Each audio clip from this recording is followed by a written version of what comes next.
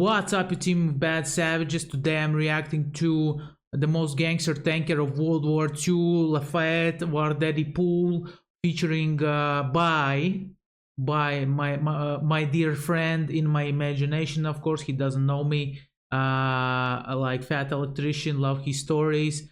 Let's check it out. Let's jump in, guys. Hope your day is going great. Don't forget to like, subscribe, click the bell for notification, not to miss new videos. Before you ask, yes, this is in fact the guy that Brad Pitt's character in the movie Fury is based off of, and yes, the nickname War Daddy was real.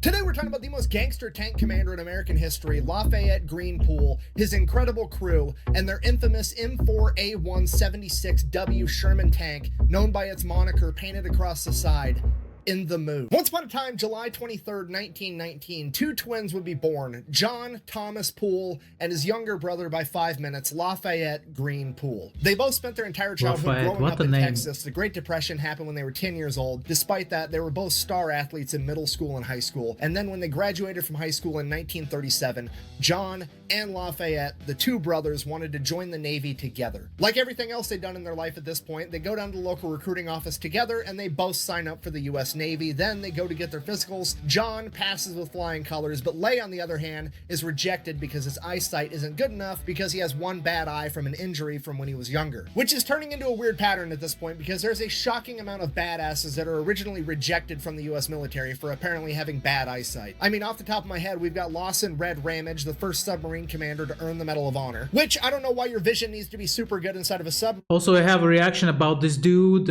He's a legend. Check it out beneath the video, guys.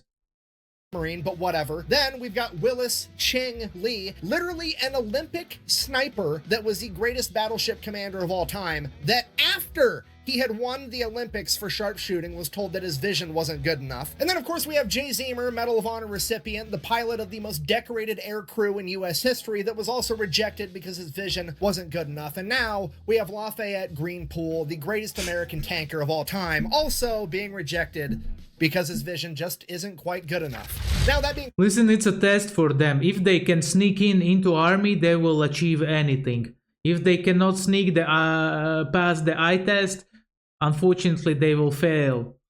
Said, here's where Poole's just a little bit different from those other heroes. He's trying to join in 1937. World War II has not kicked off yet, so he's not overly motivated to join the military. So, unlike the other three, he does not cheat on his eye exam to get in. He decides that he's just going to go off to college and become an engineer. So that's what happens. John ships off to go get trained for the Navy. Lay decides he's going to stay around town. He helps his parents out on the farm. He goes off to college to become an engineer, and he also decides that he's going to start boxing to earn some extra money on the side. And over the course of the next 3 years, he never loses a single match because he is an incredibly talented boxer. Then, September 16th, 1940, America decides to reinstitute the draft because World War II is looming on America. Because of this, Lay decides that he's going to try to join the military again, but he's concerned that the Navy still has records of him failing his vision test from a couple of years ago. So, instead, this time he goes to an army recruiter, gets signed up, goes to the physical, and this time he does what all great American heroes do. He cheats on that eye exam and he passes. Seriously, the impact that a bunch of dudes cheating on the eye exam to get into the military has had on the world that we live in today is profound. So Poole gets off to training, he excels at everything he does, and then every time he gets leave, he's always going out and taking boxing prize fights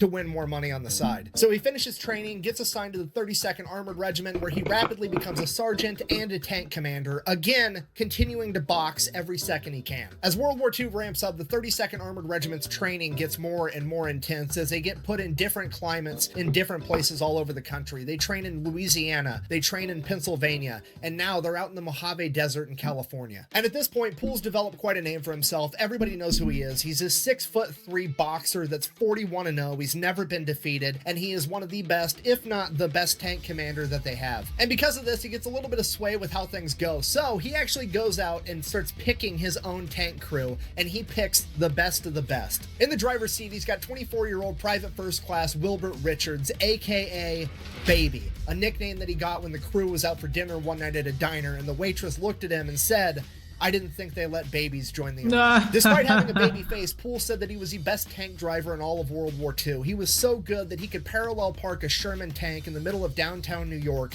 during rush hour traffic. In the gunner's seat, we have Willis Ollier, aka Groundhog, a nickname that he got in the Mojave Desert because he constantly wore his goggles and had dirt rings from the goggles around his eyes at all times. He is the oldest man in the crew at 28 years old. He was a factory worker at an ammunition plant. He was exempt from the draft, but he wanted to go to war anyways, so much so that he had to go to the government to get permission to quit his job so that he could be in that tank. At loader, we've got 21-year-old Delbert Boggs, aka Jailbird, a nickname that he got because he was allegedly there because the judge gave him the option of go to war or go to jail. Standing at only 5'6", 120 pounds, Jailbird had probably the most physically demanding job in the entire tank crew. Despite his stature, he was able to load that gun faster than Poole could say fire. And then at assistant driver and bow gunner, we have Arthur Reed, who has not quite earned a nickname yet. The crew then decided that their fearless leader needed a nickname too. Poole was already becoming a legend. He was an undefeated boxer. He was one of the best tank commanders America had, and he made sure that everybody in his crew was squared away and taken care of at all times. He took complete responsibility for them. He was just like their dad, and for that reason, they gave him one of the coolest nicknames ever, and the same one from the movie Fury, War Daddy. Hey! Don't fuck yourself, War Daddy! Cost is too high. Still owe me 40 bucks! Unlike the movie, however, Poole did not decide to name his tank Fury. What a nickname, War Daddy, man. I would be afraid of this dude if I would hear it from the start. But then maybe I would whoop his ass, or maybe he would whoop my ass. Who knows? I'm just kidding, just kidding. He gave it a nickname that is 1,000 times cooler, and Hollywood decided to change for no good reason because they named their tank In the Mood. When asked what that meant later, Lafayette simply said, "That's just how I felt at the time. I was in the mood." So we've got the crew, we've got the tank, everybody has a cool nickname. Man. It's time to get ready for war. They start training together super hard and become one cohesive unit. At this point, Poole, who's still been going out boxing every chance he can, ends up joining the Golden Gloves tournament, and he actually ends up winning and becoming a Golden Gloves champion, which qualifies him for the national tournament in Chicago. At this point, the Army is willing to let him take leave and go participate in this national tournament because it looks really, really good for the U.S. military if they have an active duty sergeant that's a tank commander that's winning national titles for boxing. Poole, however, decides against it because he has his crew, he has his tank, and he's not going to let them go off to war without him. So he decides to forego his dream of becoming a national Golden Glove boxing champion and instead goes off to war. Because of that, he is then offered a slot as an officer, which he also refuses because he doesn't want to leave his crew. He decides that he's going to keep being an NCO so he can be a tank commander and go out with his guys. Shortly after that, they would all ship off to England in 1943. Once they get to England, they just keep training, getting ready, waiting for orders, and then in April 1944, a famous boxer by the name of Joe Louis, aka the Brown Bomber, comes over for a morale mission where he's going to box with some of the troops, you know, get everybody ready for war, get them hyped up, doing something cool, and guess who gets slotted to fight him? Yeah, Lafayette Poole boxes Joe Louis 2 months before D-Day. And if you don't know who Joe Louis is, he's literally one of the greatest boxers in the history of the world. This dude has 69 wins with 52 knockouts. He has one of the longest reigning title runs ever. He is on a different level than Lafayette Greenpool, for sure. Despite that, everybody's hyped. The entire regiment is going to show up to watch War Daddy go toe-to-toe with the Brown Bomber, and it's going to be the coolest thing that's ever happened. So they have this boxing match, and you have to understand, this is a recipe for disaster, because Joe Louis is just over here trying to do the right thing, help with the war effort, raise morale of the troops before they go off into battle. You know, he's being really cool about this whole thing. He's going... I bet he was just playing with him, you know. He was allowing him to do things because when you are on such a high level athlete, you just can predict things. You know, like things 5-6 steps ahead than an amateur would know. And you know, if you usually see, for example, let's say Floyd Mayweather against Logan Paul, man. Mayweather was just playing with him. He allowed him to do whatever Paul wanted, and still almost dropped him. So this is like the example how I would see their fight happening.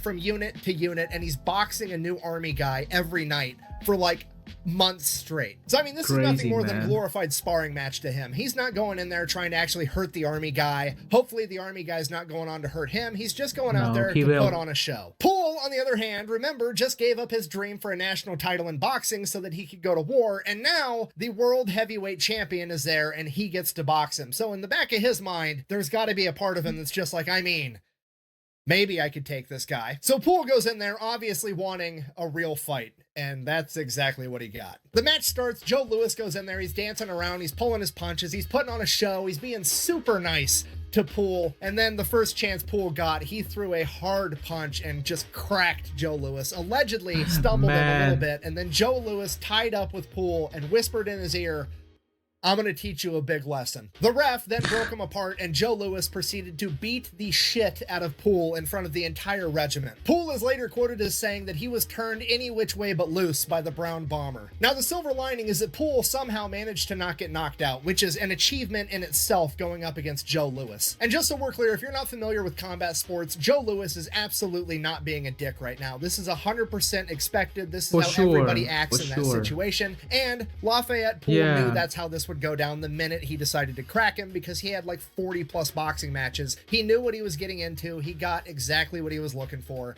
and it's absolutely hilarious. And I had exactly same situation in a Thai boxing match. I had a fighter who was more experienced than I. We like shook the fists. I said, easy, keep it easy. The round starts. I jump in the air, I crack him, and he just rains like all the punches on me that is possible, you know, like he like putted me down. I haven't not received so many punches in my life like in that day. That was a good lesson for me.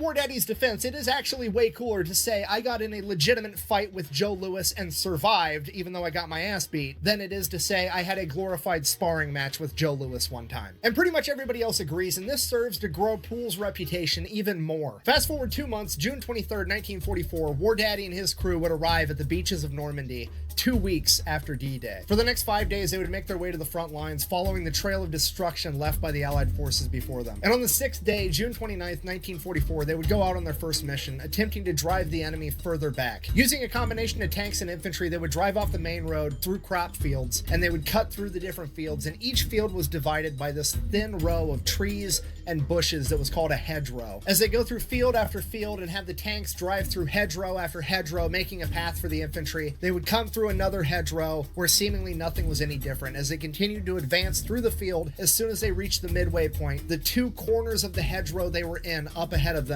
would open fire. They had walked directly into a German anti-tank unit's ambush as they began taking fire from anti-tank guns, machine guns, and Panzerfausts, or tank punchers, which were an early German rocket launcher designed to take out Allied tanks. The Germans were so well camouflaged in the hedgerows ahead that they couldn't even be seen. The only thing they could fire at was the muzzle flashes of the Germans firing at them first. As the Americans began to return fire, In the Mood was struck by a Panzerfaust, but it was deflected off of its armor because they were too far away when they fired it. And then a second, and then a third, and then a fourth. In the Mood had been hit with 4 tank fists and survived all of them. Wow. The American tanks, including In the Mood, attempted to drive forward to push through the ambush, but as they closed the distance between them and the German anti-tank unit, they came into the effective range of the tank punchers. In the Mood and 17 other M4s would be hit and knocked out. As Poole ordered his crew to bail out, he would come to the realization that his bow gunner and assistant driver, Arthur Reed, had been killed in action on impact. With so many tanks knocked out, the entire unit was forced to retreat, and in a matter of minutes,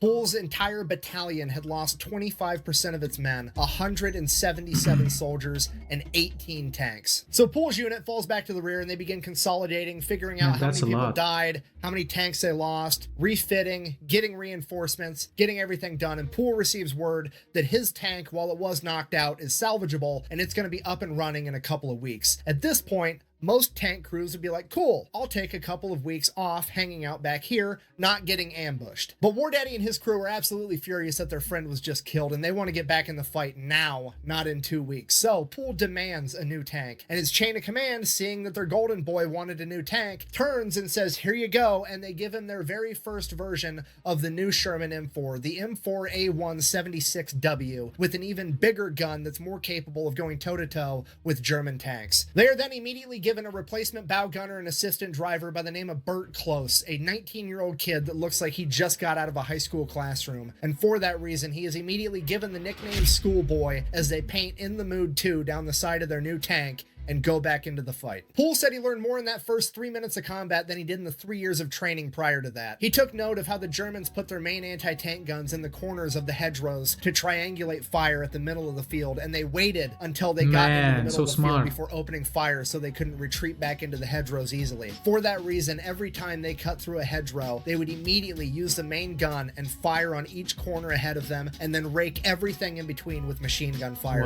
attempting to ambush the enemy first. And this extremely slow, painstaking form of combat went on for the first month. Just field after field, ambush after ambush, fight after fight. It took them a month to go 5 miles further into enemy territory. And this wasn't just Poole's unit. This was the entire military fighting tooth and nail for every inch of land that they got. Because of this, General Omar Bradley decided to launch Operation Cobra on July 25th. The plan was to bomb the enemy first, and then bomb the enemy again and again and again, and then roll in with tanks and take care of whatever's left. On July 26, 1944, Operation Cobra will reach its apex when 3,300 Allied bombers dropped 14,000 tons of bombs in the span of 3 hours. Just for the record, so we're all clear, 14,000 tons is over 30 million pounds in 3 hours. With all they dropped it into the Dresden, the city Dresden that got wiped out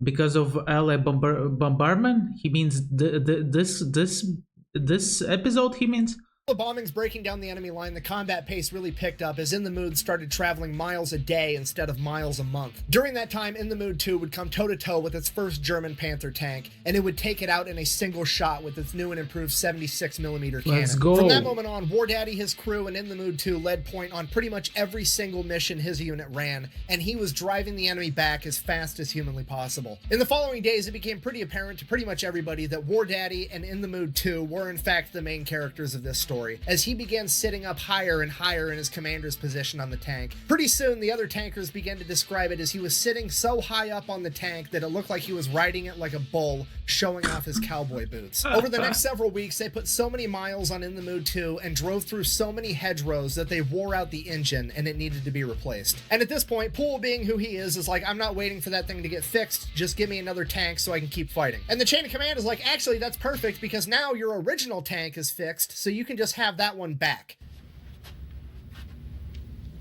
No, God! Poole immediately is like, no, absolutely not. It's older, it's slower, the gun is smaller, and most importantly, my friend died in the assistant driver's seat, and I don't want to look at that for the rest of this war. I'm not taking that tank. He was then given a direct order to take the tank, to which he's like, okay, fine. He then orders the rest of his crew to go over to In the Mood 2 and observe it getting fixed by the mechanics and having a new motor put in it, which is weird because they're not getting that tank back anyways, so why on earth is he doing that? In reality, he just wanted to make sure that his crew was somewhere so they couldn't get blamed with what he's about to do. So he goes over by himself, picks up his new tank, and then proceeds to immediately drive it directly into a lake. I mean, technically, we don't know that for sure. The only official documentation as to what happened to this tank is from the maintenance crew, and it says, and I quote, "The vehicle was believed to have been driven into a lake."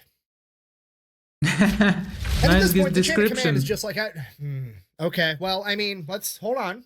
This is the golden boy. I don't want to get rid of him. Hear me out. He did just save a tank the other day that we were going to lose. He ran in front of a bunch of machine gun fire and got that tank back. So now that he threw this tank away, it's basically a net zero. I think we should just let it slide. Go ahead, give him a new M4A176W again, and we'll get him back on the front lines. And that's it. That's the whole story. They give him a new tank, and he goes back to fighting. Okay, do you understand how incredibly gangster that is? This is an entire another level of plot armor, okay? Going toe-to-toe with the enemy and, like, doing some crazy stuff and surviving, that's one level. Going toe-to-toe with Uncle Sam about his money is a completely another level of plot armor that most people can't even fathom. For example, when you go to get out of the military, they make you turn in every piece of equipment they ever gave you, ever. Okay, they're gonna pull out a sheet of paper that's this long long with a list of all of it, and it's going to be the most ridiculous stuff on the planet. They're going to be like, yeah, we gave you a marker tube type in 2003. What the fuck is a marker tube type? Oh, a Sharpie. You gave me a Sharpie in 2003? Okay, I'll just pay for it. How much does the government pay for Sharpies? $79.95 is what we pay for fucking Sharpies. The most expensive possible, yeah, because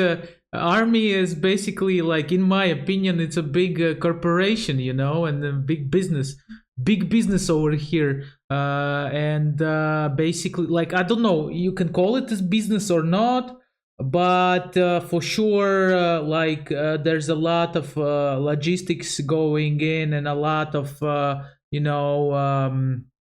everything needs to be checked, everything needs to be precise, because there's a big amount of people, and if you to every person you give a uniform, it costs a lot, one uniform, and imagine how it's going to cost to 1,000 people, so something like that around here. And then you have to pay the government $79.95 for a Sharpie that you lost 20 years ago, otherwise they negatively impact your credit score. The rest of us mere mortals are over here getting harassed by the US military because we lost a canteen cup at some point. Meanwhile, War Daddy's over here waterboarding an entire tank and just walking away like nothing happened and nobody cares. This is an unprecedented level of plot armor. So that's August 16th, he gets his new tank in the Mood 3. August 17th, the very next day, they come into a humongous battle. They catch up with an entire German armored unit that has 12 Panther tanks. Luckily, the Allied forces at this point in time have air superiority, so they radio in for some planes, and they come in and they bomb the entire Panther unit. Then, after the planes drop a bunch of bombs all over them, then all of the American Sherman tanks start to advance. And then a couple minutes later, another group of American planes come. They were either P-38s or P-47s, depending on which source you want to read. Doesn't really matter. Either way, American planes come, and then they proceeded to bomb everybody, the American tanks included. And during this bombing run, in the Mood 3 and the tank next to it would both be hit. Luckily, nobody in War Daddy's crew would be hurt. However, both of the tanks were knocked out. At which point, the battalion commander orders everybody to fall back because things have just went catastrophically wrong. Poole orders his men to all bail out and run back. Baby the driver and Jailbird the loader, both cool, dope. They hop out of the tank, they run back. It is now Poole and Schoolboy left inside this tank. The other tank right next to in the Mood 3 also bails out and they all run off. However, one of those crew members is hurt and they're laying on the ground. War Daddy sees this, hops out of his tank, runs over to try to save this guy, drawing all the machine gun fire from the German side on in the Mood 3. War Daddy ends up making it over to this other tanker and helping to save him. However, Bert Close, Schoolboy, is now pinned down underneath in the Mood 3, so he just digs in and buries himself underneath the tank, hoping that he's not hit by enemy machine gun fire or an American plane. So that's all he does. He just lays underneath the tank and kind of buries himself in the dirt, and he waits, listening to the machine gun fire bounce off his tank as he hears American bombs exploding in the background, and he just waits. And 10 minutes go by, and suddenly somebody runs and dives under the tank, and it scares the shit out of Bert Close. And he looks over, it's an American, so he kind of relaxes for a second, but that dude doesn't see Bert yet. And Bert Close, Schoolboy, recognizes this guy. It was his friend from basic training that he hadn't seen in like 2 years. And Close what were the chances? On the first day of basic training, this guy got asked a question by the drill instructor, and he told the drill instructor, I don't know. And from that point on, throughout the rest of their training, that particular drill instructor would always tell this guy, what do you know? Bearing that in mind, Schoolboy asks the guy, hey, what the hell happened? And that guy responds, I have no idea. To which Schoolboy responds the same thing the drill instructor would have responded, what do you know? And that guy whipped his head around, recognizing the voice of his friend, and they were reunited after like 2 years not seeing each other, not knowing if they were alive. They've just ran into each other in the most unfortunate circumstance on the planet, and then they just hung out for the next hour in the middle of this firefight, catching up, because there's literally nothing else they could do, and it's the most army thing I've ever heard ever. So while Close is catching up with his buddy, War Daddy makes his way back to safety. He carries that injured tanker with him, and then he realizes that he's missing Bert Close, Schoolboy, and he was not about to lose another assistant driver and bow gunner, and he is ready to run back into hell to go get him too. He is then physically restrained and given a direct order to not. So like an hour goes by, Schoolboy and his buddy are just chilling underneath the remnants of in the Mood 3, waiting for the bombs to clear up. Finally, the German armor unit's forced to retreat. They get the all clear, the planes aren't going to be coming anymore, and then they just kind of get out from underneath the tank and walk back, and everything's okay. So now the next problem is that in the Mood 3 is gone, they no longer have a tank. Well, By that time, they had already replaced the motor in the Mood 2, and they were ready to hop back in that. So the next day, August 18th through August 26th, War Daddy and the crew of In the Mood 2 go ham. They spearhead every single mission, driving further and further into enemy territory, wrecking absolutely anybody that gets in their way. Poole and In the Mood 3 are leading the entire 3rd Armored Division deeper and deeper into enemy territory, and during this point of the war, the 3rd Armored Division earns the nickname the Spearhead Division because they are leading the rest of the military into the fight because they are advancing so rapidly. It is literally the largest unhealthcare system in the world being spearheaded by War Daddy and his crew of In the Mood 2. They're pushing so hard, so fast into enemy territory that they start getting direct orders from the battalion commander to slow down and let everybody else catch up. There's accounts of In the Mood 2 taking out entire infantry companies by themselves, 250 men in a single day. And somehow, presumably divine plot armor, despite the fact that they are the first and sometimes the only one into a fight, they go completely untouched every single time. Then, August 27th, they come across a major set of train tracks, at which point they're all like, I got an idea, let's line the tanks up and wait. And that's what they did, and they waited. And they waited, and like 8 hours later, here comes a German train full of all types of cargo and equipment and tanks and armored vehicles rolling down the tracks, and let me guess, they blew it up with a shot from a tank. Bunch of Sherman tanks just opened fire, turning the entire thing into a shooting gallery, destroying absolutely everything on this train. At which point, Poole is like, cool. Now that I know which direction the trains are headed, I'm going to go get the next one. And he takes off heading the opposite direction that the train is going to be coming. So he's going to catch this train before anybody else. And sure enough, like an hour later, here comes another train headed in the exact same direction. It is now In the Mood 2 and this train going head to head as In the Mood 2 starts firing 76mm rounds into the engine of the locomotive. After 2 shots, it completely destroys the locomotive engine as the rest of the train glides to a halt. As they pull around and the rest of the train comes into view, there are 4 German Tiger II tanks on this train. They haven't even ran into one of these in combat yet, and there's 4 of them sitting dead on this train, but the Germans are running to get in the tanks to use them as artillery and get the guns aimed at In the Mood 2. And one Listen, I mean, imagine the amount of money Germans lost because of this dude. Literally, they had to create this like a wanted list, right, and put his face on it, and put like a bounty for his head. And because he was like 2 locomotives, man. One had like tigers on it, the other had other equipment. That's a lot of money, man. That's a lot of money. Wow, he was a savage. I'm telling you guys. Pure savage. One of those German guns will absolutely destroy In the Mood 2, probably with a single hit. At this point, Schoolboy starts using his 30 cal machine gun and War Daddy starts using the 50 cal up top to shoot at these German Tiger tanks, not because it's actually going to hurt the tanks, but because all the machine gun fire is keeping the Germans from getting inside of them to be able to use them. And while that's going on, Groundhog is opening fire on the tanks with the 76mm over and over, finally being able to break through the Tiger tanks armor, destroying all 4 of the tanks as they continue to destroy everything else on this train. For the next half hour, it is a complete shooting gallery as In the Mood 2 wreaks havoc on this now defenseless train. At some point, the rest of the tanks catch up and they chip into, but the majority of the credit ends up going to In the Mood 2. When the smoke clears, they make sure all the Germans are gone, and then they go in and see what else, if there's any cargo that's salvageable, hoping for like, I don't know, German chocolate, or food, or most importantly, booze. And they go in and they start looking at all the cargo, and it's an entire train, besides the tanks and a couple armored cars that were on there. All the cargo is just like French lingerie and fancy perfumes and a bunch of woman stuff. Basically, they figured the Germans were just loading up trains full of anything they could find of value inside of France and trying to ship it back by rail to Germany to extract as much value as possible as they were being forced to retreat. Now, here's the silver lining. Somebody had the brilliant idea of like, hey, it's not food and it's not beer, but hear me out.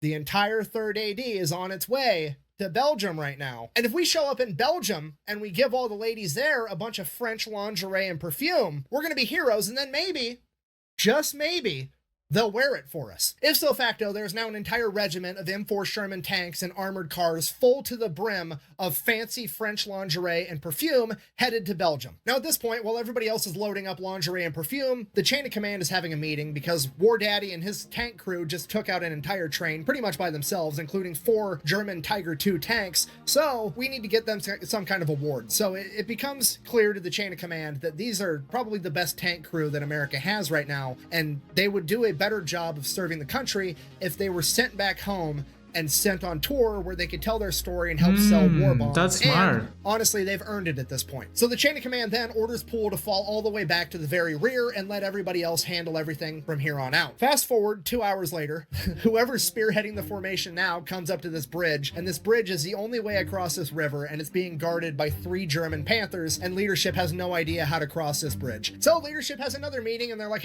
fuck, I guess let's get War Daddy back up here. We need the main character. Bring him up. So, well, you need to solve it somehow. Looks like I'm in. Poole gets the order. He pulls out of the formation, drives to the very front. Again, he's been gone for a whole 2 hours. He gets to the front, gets briefed on what's going on. He evaluates the situation. He looks off in the distance. There's this big hill on their side of the river. So he's like, okay, you guys stay here. I'm gonna go handle this. So they drive up to the top of this hill. He now has a good view of the rest of the river, and he can actually make out one of the German Panther tanks. He can't see the other 2. He doesn't know how many are there. He just knows they're there. They're so well camouflaged, but he can see one of them. So he takes aim and he gets them ready, and he's like, we're just gonna rapid fire this entire thing. He opens fire, and as soon as he fires, there's another round in by Jailbird, and they fire again and again and again, and they take out this first Panther tank, and they do it so fast and they fire so many times that all the other tanks think that they're getting ambushed, and they start retreating. There was only 2 tanks there. He sees them once they start moving, but those tanks take off thinking that there's way more tanks than just one attacking them. Meanwhile, Poole's entire unit's kind of just sitting there like listening, hearing tank fire in the background, wondering what's happening. A few minutes later, Poole comes driving by again and just drives right across the bridge. So everybody else is like, okay, and then they follow him, and then problem solved. War Daddy saved the day yet again. At this point, Poole's probably thinking to himself, like, okay, this is the point where I'm supposed to stop, get orders. They're probably going to send me to the back of the formation again. And he's like, but I don't want that, because off in the distance, a couple miles ahead, he sees a German town, and he knows that that town is probably full of all types of important German supplies, because a second ago, they had 3 German Panther tanks trained on a single choke point. It was a pretty safe place to be, and he knows that if he can get there in a hurry, he can probably take out a bunch of more enemy objectives, so he just hauls. Listen, he's a gambler. That guy has a gambler's mindset for sure. He was hungry all the time. He thought, you know, like, I killed 1 tank. Imagine the amount of pleasure he got from destroying enemies and enemy tanks. I mean, he couldn't stop. This was his driving force, you know, this pleasure from killing the enemies, man. Ass straight into this town, right down Main Street, and sure enough, there's 4 German ammo trucks full of German war supplies, and he takes out all 4 of them by himself as the rest of the unit is desperately trying to keep up. After a while, some of the other tanks finally catch up to Poole, but Poole keeps leading them deeper and further into enemy-held territory, and at dusk that night, they'd be ambushed by more Panther tanks. And that ambush started by one of the Panther tanks shooting directly at In the Mood 2. Luckily, it was a glancing blow, and everybody was okay. In the Mood turns, returns fire, and scores a direct hit, knocking out the tank as the German crew bails out. But the tank didn't burst into flames yet, and that's not acceptable. So, In the Mood 2 advances to shoot this tank again. As they hit it again, the whole thing blows up, as In the Mood 2 gets hit again from another Panther tank. And again, it glances off the armor, and everybody's okay. But they don't know where the hell it came from, because it's so dark out, they can't actually see anything. So now, they're just waiting. And they're waiting, and they're kind of moving back and forth, and this Panther tank fires at him again, and they could see the muzzle flash. The Panther missed, and In the Mood starts returning fire just in that general direction, firing blindly. And after 4 or 5 rounds sent that way, they see an enormous explosion and flames as they had scored a direct hit on the enemy Panther tank with pure luck. Any remaining German forces are forced to flee, and that was the end of that battle. They bed down for the night, they get some more gas in the tank, they get everything fixed, they eat some food, and the next morning, they take off again, driving further into enemy-held territory. The next War Daddy be like this every time when he hits a Panther or kills an enemy tank. He's like, oh yes, it feels so good. Oh my gosh, I want to do it again and again. Morning, War Daddy and In the Mood 2 take off hauling ass with the rest of the tanks. Poole figures that those 2 German Panthers ambushed them because they were trying to protect something, and he wants to find out what it was. So he keeps charging deeper and deeper into enemy-held territory, and that's when he comes across an entire German supply convoy. And yet again, War Daddy and In the Mood proceed to turn this entire supply caravan into a shooting gallery. In the Mood alone is credited with destroying over 100 vehicles, 2 German Panther tanks, 2 other tanks, 3 German 88 anti-tank guns, claiming over 50 enemies KIA, claiming 63 as prisoners of war, and a ton of others wounded. When the smoke settles from this and the leadership gets to figure out what actually happened, it is decided that the In the Mood crew is all going to receive Bronze Stars, and Lafayette Green Poole is going to receive the Distinguished Service Cross. He would also be nominated for the Medal of Honor, but that was rejected for some reason. Something to do with being in a tank is a team effort, and he didn't do it by himself, so he doesn't deserve the Medal of Honor, which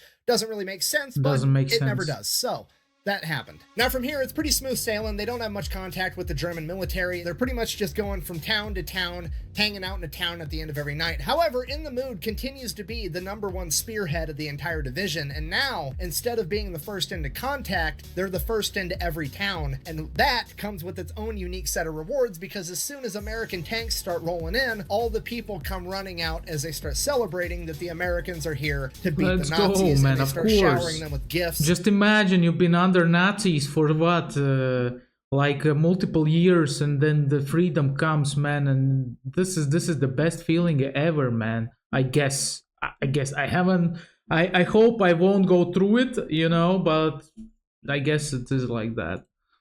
Cheeses, breads, fruits, eggs, and most importantly, booze. So In the Mood gets first dibs on all the booze. This pattern repeats itself day after day for a little while, and then they eventually come up on a bigger city called Lafayette in Belgium. Once there, they take the city pretty easily, capturing 1,500 German POWs, and then they've essentially freed the town, at which point all the townspeople come rushing out to thank the Americans, and surprise, surprise, this city is full of very attractive young Belgian women. They start giving the soldiers gifts like food and booze, and in exchange, the soldiers break out the fancy lingerie and perfume that they liberated from that train a couple of days ago, and they start giving that back in exchange, and the entire thing turns into one gigantic block party that kind of ends up turning into a shit show, because all the soldiers spread out as they start sleeping with all these young women, showing them that inches are in fact better than centimeters, and everybody's just completely hammered. Which was fine, there was nothing wrong with that, right up until the next morning when the chain of command got the order to move out immediately. At which point the leadership, A, they're hungover, but B, they're kind of looking around as just like there's passed out people drunk all over the city, on the sidewalks, in the streets. Man. It's chaos. The soldiers are all spread out because they all went home with different women. They don't know where like 75% of their soldiers even are.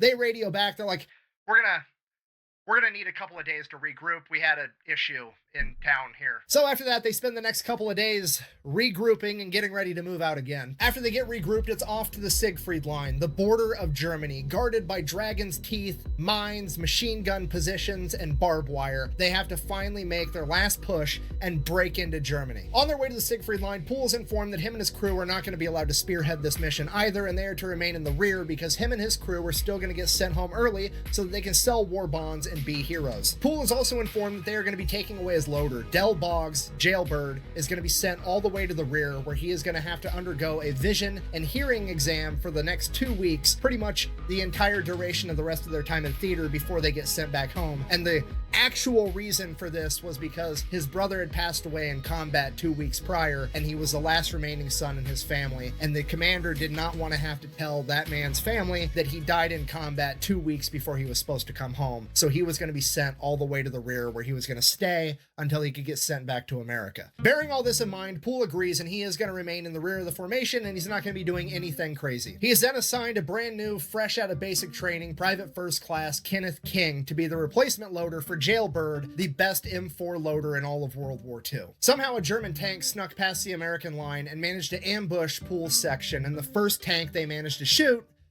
was In the Mood. Poole immediately orders his crew to return fire, which they do, but the shell wasn't effective against the Panther, as he orders them to fire again, but Private First Class Kenneth King wasn't able to reload at the same pace that Jailbird was before him. So Poole orders Baby to throw it in reverse as he tries to get this kid more time to reload the gun. He ends up jamming the gun as the Panther fires another shell at In the Mood, and it punches through In the Mood and hits Private First Class Kenneth King directly in the head, killing him instantly. As Poole and Groundhog are both ejected ejected from the tank, severely wounded, and the tank is still being thrown in reverse, being manned by nobody except for Baby and Schoolboy. Driving blind, they just continue to travel in reverse as another Panther shell hits In the Mood but glances off. After about 30 yards, they end up hitting a ditch and rolling the entire tank. While that's going on, Poole, who'd been ejected from the tank moments earlier, looks down to see that one of his legs has been completely shredded by the shrapnel. As he reaches into his pocket, pulls out a morphine syringe, basically a single one-time use dose of morphine, injects himself before pulling out his pocket knife and attempting to remove what's left of his leg. The nearby American... Listen, I mean, this is war and you're not insured against these kind of situations, and probably maybe I believe in science some scenarios. Maybe when they were trying to pull him out, maybe that was a sign that he needs to go, and he needs to leave that place, or maybe not. Who knows? Maybe I'm just like a delusional guy, you know?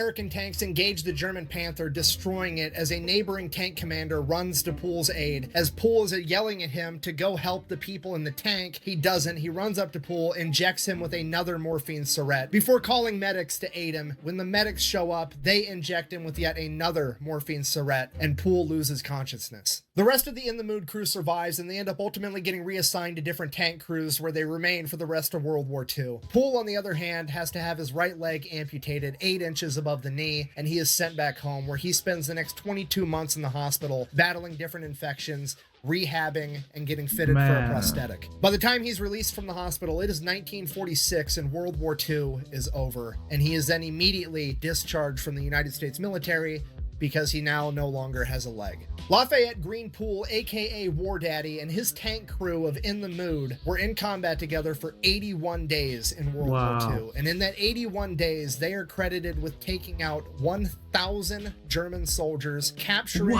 250 more, destroying 275 armored vehicles, and 12 German tanks. For this, Poole had been nominated for the Medal of Honor twice. The first dude was time the Terminator. paperwork had apparently been lost, and the second time he was just flat out rejected. He was, however, awarded the Distinguished Service Cross, the Legion of Merit, a Purple Heart, the French Croix de Guerre, and the Belgian Fourrière. After being released from the military, he went back home to Texas, where him and his wife started having kids, and he worked as a mechanic at a gas station for a number of years. And then, after a few years, the United States military came out with a special program where they would let people rejoin the military if they had special or desired talents, regardless of their physical disabilities, and Poole fit that bill. He was brought back into the military to serve as an advisor and to help train the next generation of tankers. This guy had like serious experience, 81 day in a fight, a lot of enemies destroyed. Man, that guy knows a lot about the fighting. So